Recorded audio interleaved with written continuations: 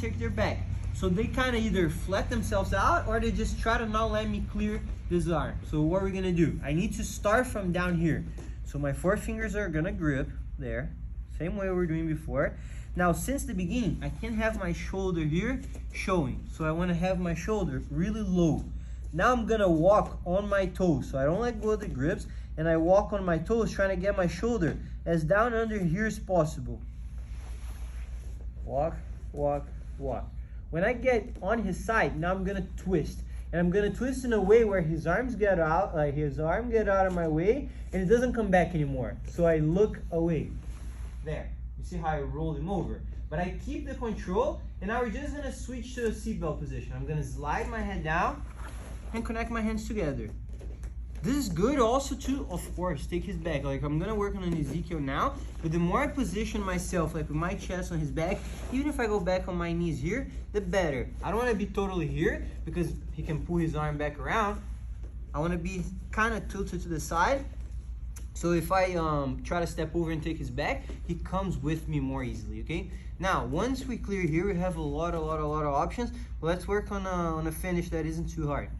When I connect the seatbelt, most of the times my choking hand, the one going over the shoulder, is a little deeper through. If that's the case, I'm gonna open, not disconnect my hands, but like loosen it up a little. And I want the underhook arm to be deeper. So I want this wrist here to be going on the bottom of his neck. So without letting go, I just readjust. Okay, so I'm here, keeping the head tight, just readjust and pull this in.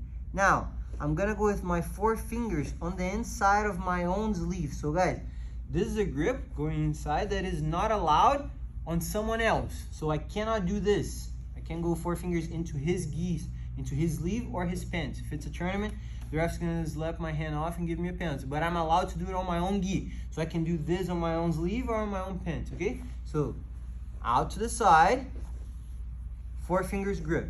Now, I'm gonna make a fist with this hand and I'm gonna circle it over. So that's why, like, if I'm shallow, I'm not gonna be able to pull it around his head. The deeper I am here with his arm, the easier this circle is gonna be. Now, even though it feels like what's choking him is like my fist on top of his neck, it really isn't. What's choking him is the bottom hand. I could just choke him from here by extending my arm. So my goal is to keep this tight and extend the bottom hand. I can finish from here, but in case I need more leverage, I'm gonna sit back, just like if I was taking his back. And I can't even like go and take his back if he doesn't tap. One knee up, like kind of a knee on belly, and fall back. When I sit back, I have way more leverage to extend my arms, okay? So when I grip, 4 fingers in, circle. I'm not punching down my top hand. I'm extending it. When I extend the arm, I naturally drive this wrist onto his neck. And of course, there's a wrist on the other side of the neck, so it's not pleasant. But then when I extend, I really like close that gap and really squeeze his neck. So again, I'm gonna start from the beginning here. He has the foot on my bicep, boom, like a nice grip. I connect my grip on the pins, hand rests on the shin. I go in, extend both, clear the hook, turn my toes in, step out, turn into him, bump. I don't let go of my grips. I come back in, set on his hips, stay tight. Since the beginning, I look for an underhook hand, so my head goes down the chest. I circle my hand under also in case he kept that grip for me to break it. Connect my 4 fingers. Now, I can't be too high. I know I'm in a good spot when my ear's on his chest. That also allows me to keep my shoulder low. Now, I'm gonna walk, but I can't go chest to chest. I need to stay low so I have how to kind of charge up onto his shoulder.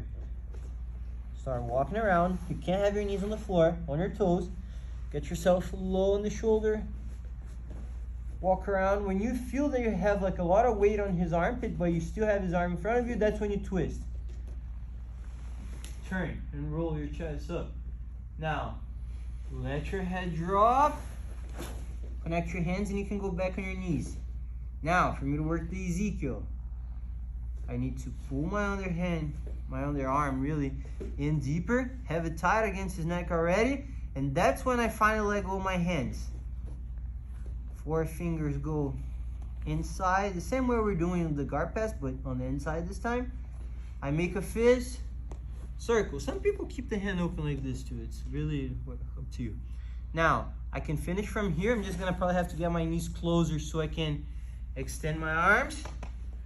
Or if I wanna be able to sit back and have more extension, I just bring one knee up, the knee that is like close to his stomach, and I sit, but I don't sit back. I kind of sit off to the side here.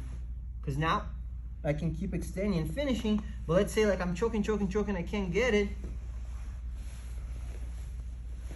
I can just go for his back, and like whenever I uncircle, I'm back on the seat though, okay? So like you don't have to choke till you like chop your own wrist off. If it's not working, uncircle, you're still in the seat. Okay, so let's work the whole thing so we can practice the guard pass more and just add the choking in. 1, 2, 3.